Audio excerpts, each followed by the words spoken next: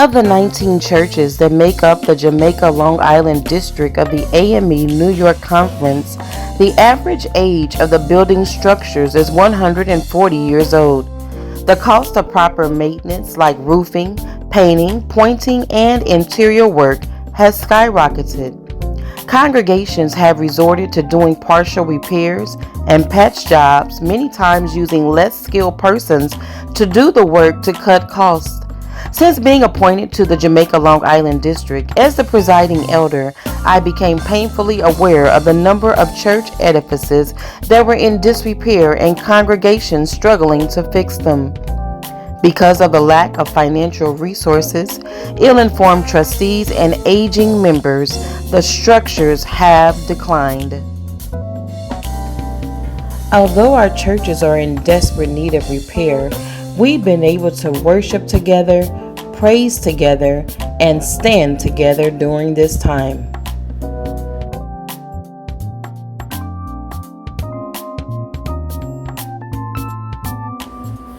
Let's take a look at some of our churches throughout the Jamaica Long Island District who would benefit from the generosity and fiscal support of the fund.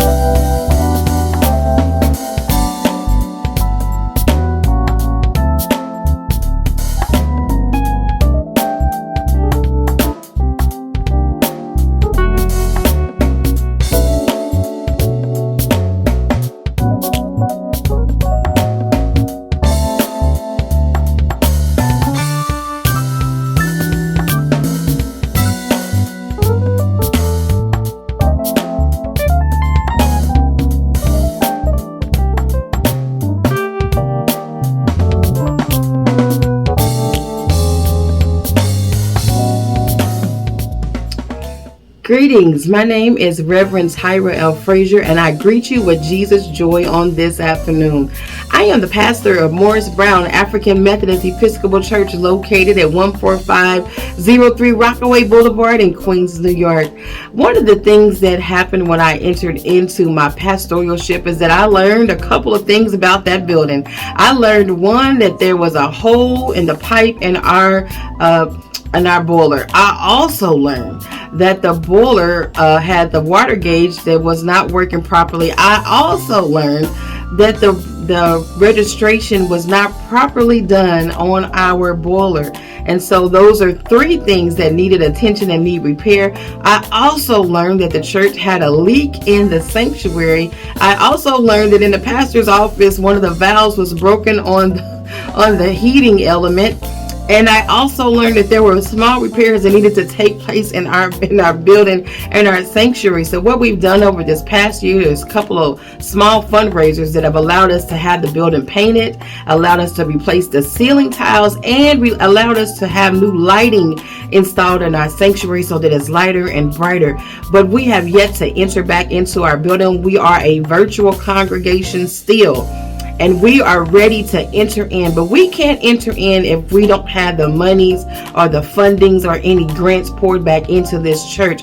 Our congregation size is very small. We are a 13-member congregation at this time. Although we're small, we have this great, big, contagious, outgoing, excited spirit, but we need funding to be able to continue to do the work of the Lord, and as Jesus has commanded us to go and make disciples. So with your help and your generosity and your funding, Morris Brown can become that great church on the corner, that lighthouse that continues to feed the community. And so I thank you for your time, and I thank you for your attention. God bless your heart and all your parts.